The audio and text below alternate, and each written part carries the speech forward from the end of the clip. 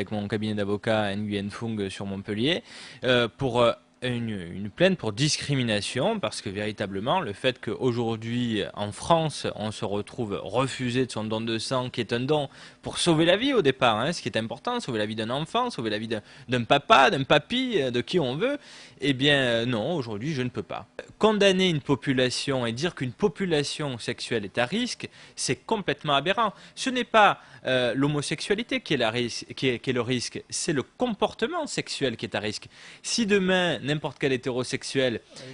a une relation à risque et dangereuse, elle sera de la même façon et au même niveau dangereuse si un homosexuel a un comportement à risque. Je me suis aperçu que aller contre des instituts d'État comme l'Institut de veille sanitaire par exemple, c'était pas possible, donc je me suis proposé de faire une proposition.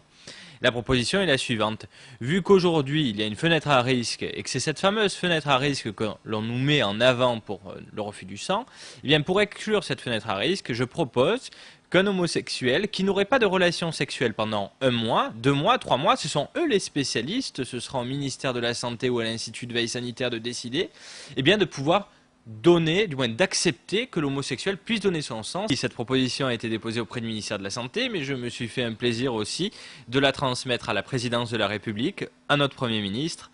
et voilà.